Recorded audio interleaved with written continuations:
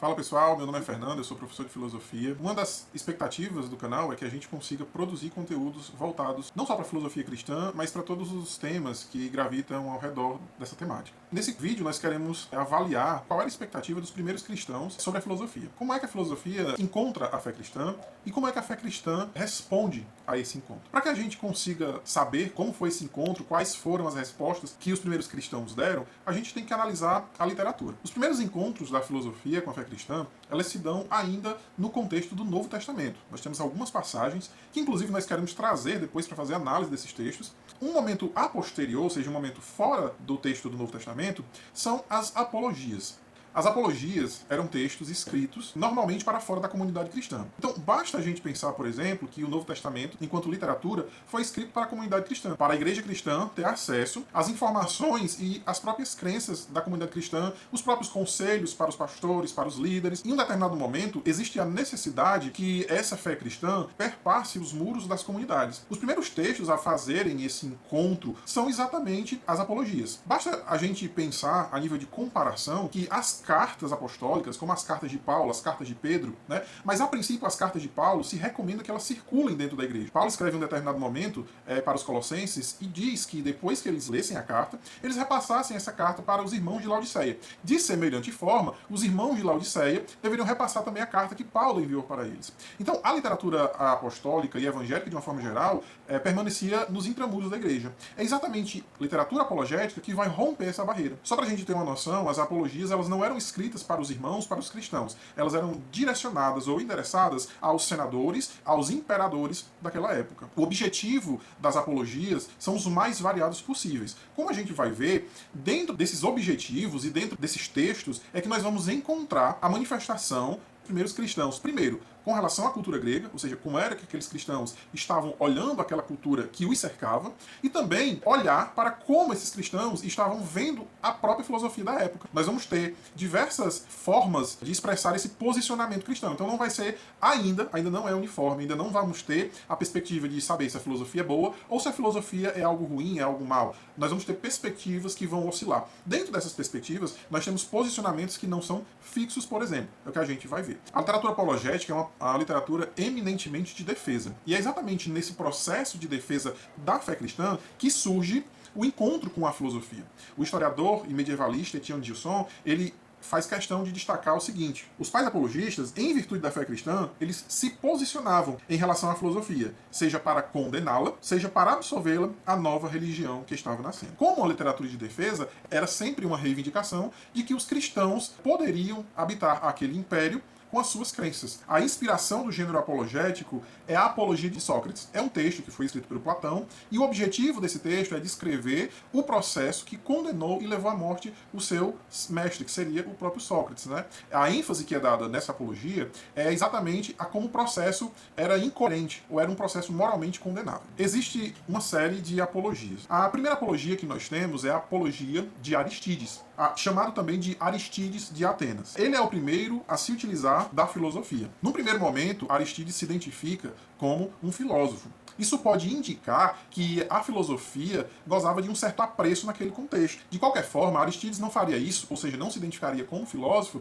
se a filosofia fosse vista por outros cristãos como algo negativo. Então, o objetivo de se identificar como filósofo era principalmente de ter uma abertura de diálogo com os senadores ou mesmo com o imperador. Logo nos primeiros textos de sua apologia, Aristides aponta para a contemplação do mundo como uma forma de filosofar. Aristides olha para o mundo e aí Aristides começa a fazer algumas inferências sobre a realidade do mundo. A primeira referência que nós encontramos à filosofia, que já era uma filosofia que circulava na época, é a filosofia de Aristóteles. Aristides destaca Deus como o primeiro motor.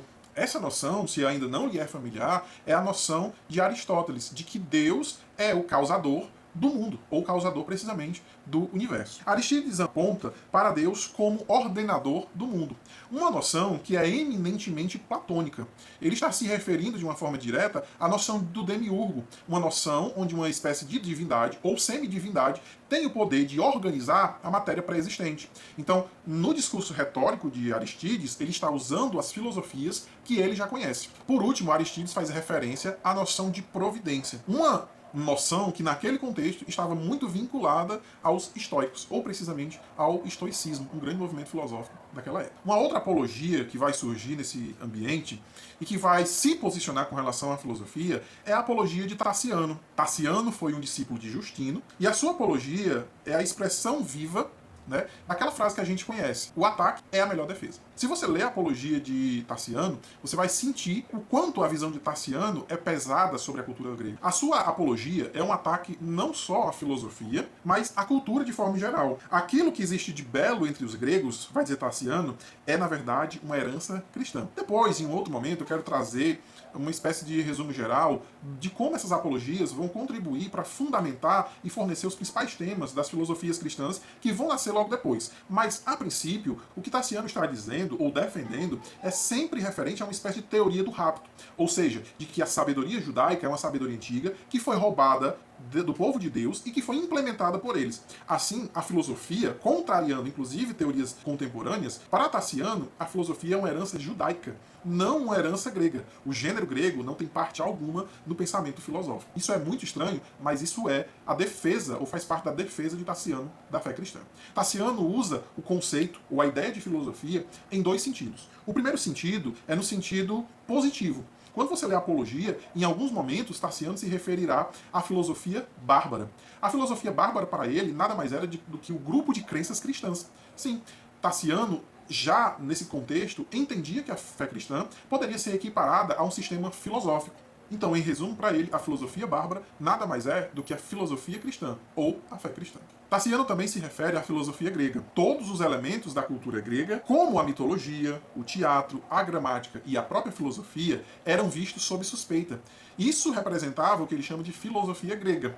Essa filosofia grega, ela não tinha origem em nenhum ambiente, senão, como ele diz, né, na queda dos anjos. Ou seja, para Taciano, ele literalmente diz que a cultura grega, esses elementos que eu citei, nada mais são do que invenções de demônios. O posicionamento de Taciano com relação à filosofia não é tão claro quanto outros apologistas, como que a gente viu anteriormente. Para Taciano, a filosofia depende da fonte de onde ela está vindo. Então, se ela vem das reflexões judaicas e cristãs, é um pensamento positivo. Mas se ela vem da própria cultura grega, da gramática grega, da mitologia grega, ela é invenção demoníaca.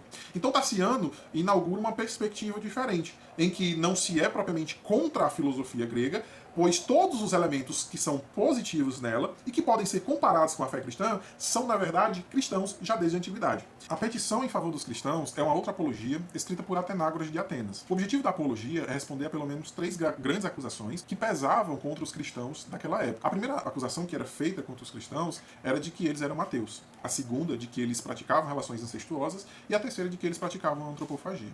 O objetivo de Taciano é, primeiramente, com relação à primeira acusação, demonstrar que já existia na cultura grega pessoas que se identificavam como ateias. E se você fizer esse comparativo, ou seja, dos cristãos com esses outros grupos, ou especificamente com esses intelectuais, os cristãos não poderiam ser considerados como ateus. Isso seria até algo engraçado de você considerar. Para afirmar a fé cristã sobre Deus, a Atenágoras recorre aos clássicos da filosofia. Ele recorre principalmente ao pensamento de Platão e logo depois a Aristóteles. Para Atenágoras, Platão acreditava em um único Deus. E esse Deus era eterno. Essa defesa da existência de um único Deus e da eternidade de Deus era parte fundamental do programa, ou seja, dos elementos que um filósofo cristão deveria desenvolver. Lembrando que esses temas eles já são encontrados em um texto apócrifo atribuído a São Pedro. E lá a gente já tem os primeiros temas. Se vocês desejarem um vídeo sobre esse texto atribuído a São Pedro, eu posso trazer um vídeo só explicando como é que é esse texto. Né, e explicando a relação dele com as apologias e posteriormente com a filosofia. Para o Atenágoras, Aristóteles introduziu a ideia de um Deus, ou seja, de um Deus só, e que esse Deus ele é composto, que ele tem uma composição, que ele é feito de éter, pelas estrelas errantes e as esferas das estrelas que são fixas, né? Se referindo a uma espécie de perspectiva de Aristóteles sobre o mundo físico, né, que o cercava. Os estoicos, segundo Atenágoras, também acreditavam em um único Deus, apesar da variação dos diferentes nomes para essas divindades. Então, para Atenágoras, a utilidade da filosofia grega estava principalmente em antecipar algumas crenças cristãs ou confirmar essas crenças. Por outro lado, Atenágoras estabelece a fonte do conhecimento de Deus, que é a revelação. A razão, comenta Etienne Gilson, ela tem um papel de refletir sobre os dados da revelação. A revelação é a fonte do conhecimento de Deus. No entanto, a razão pode refletir sobre esses dados. Bem, pessoal, esse foi o nosso vídeo de hoje, onde nós procuramos observar como os cristãos primitivos, ou como os cristãos da era apologética, né, ali a primeira metade do século II, final do século I, como é que esses cristãos viam a filosofia. E essas reflexões, elas buscam principalmente fazer com que a gente observe que não havia um preconceito explícito contra a filosofia, mas cada apologista, a seu modo, vai interpretar como a filosofia grega, que era a filosofia emergente, que era a filosofia reinante naquele período, deve ser utilizada pelos cristãos.